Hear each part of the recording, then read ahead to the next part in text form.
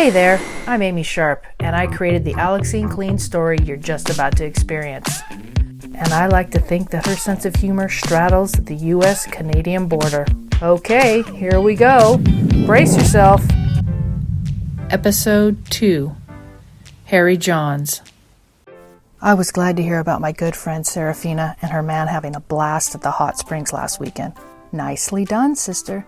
But she needs to quit telling me about his corkscrew cock and the orgasms that nearly bring her to tears.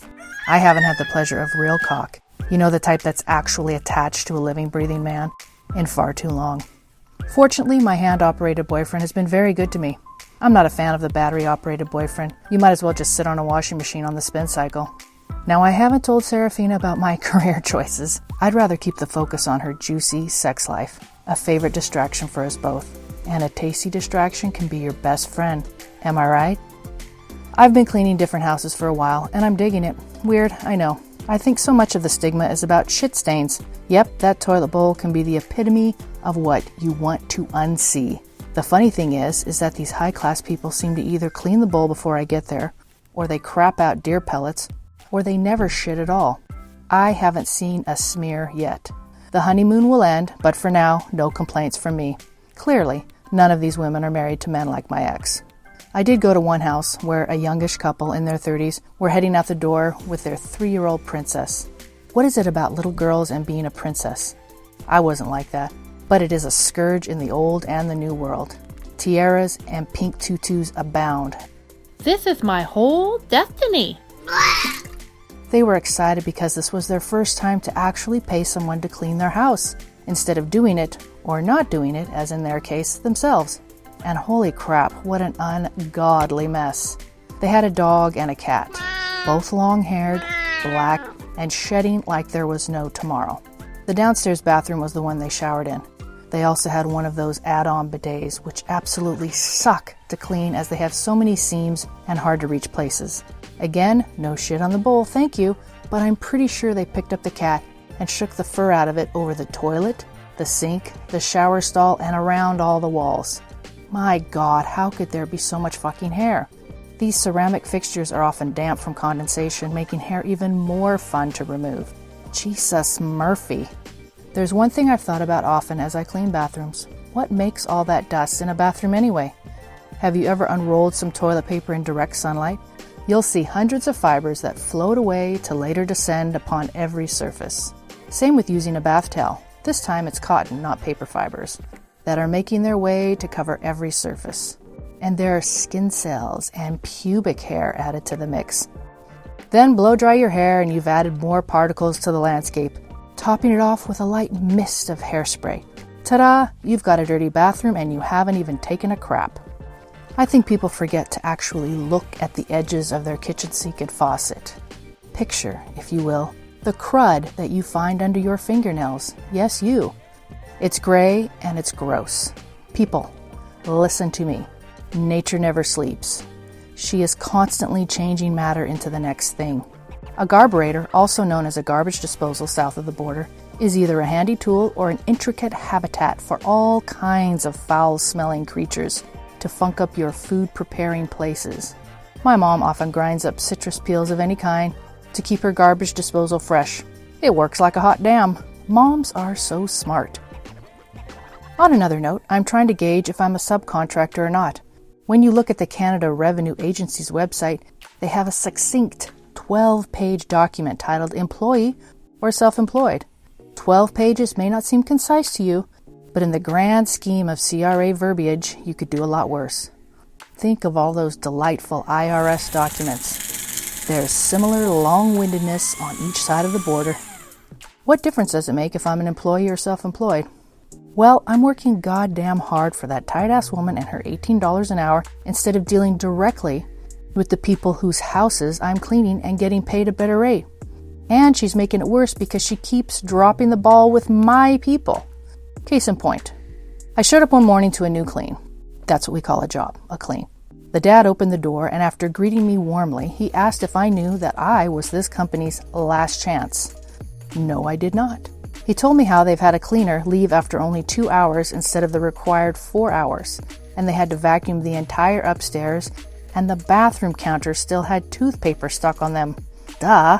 Another time, he came downstairs to the family room to find the new subcontractor massaging the shoulders of his 5-year-old kid. What? As he's saying this, I hear, "You're our only hope, Obi-Wan," in the background. He said the owner told him I was one of her very best cleaner who has been with the company for a long time. Nope.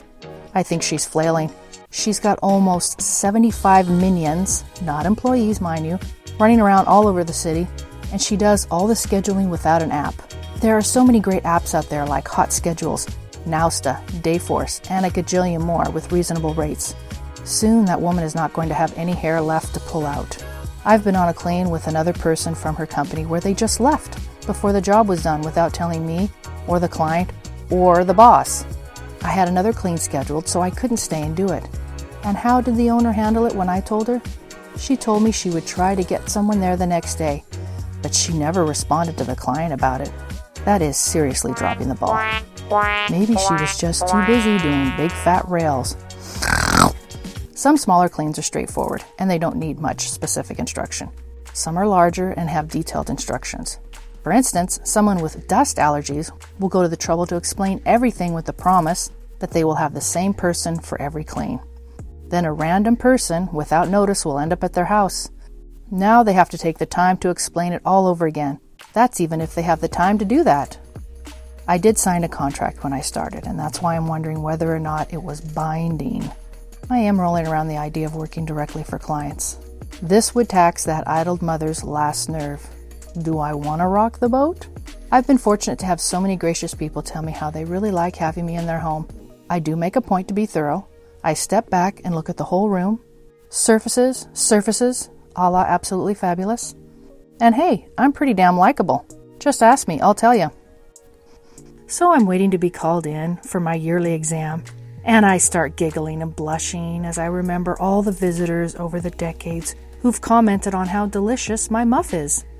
Yes, having a snatch that someone wants to bury their face in is a real advantage.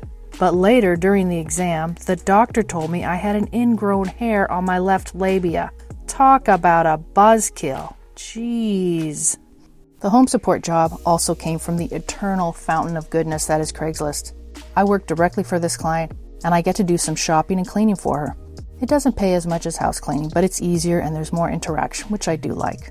Maureen is the classic elderly woman, half sweet as can be, half cranky old broad.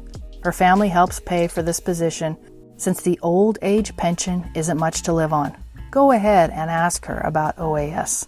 She will loudly tell you how it is not enough. What is it about old people's homes that make you feel like they're all the same? Doilies, that's the main thing. Then boring, god-awful art that looks like it was stolen from a cheap hotel.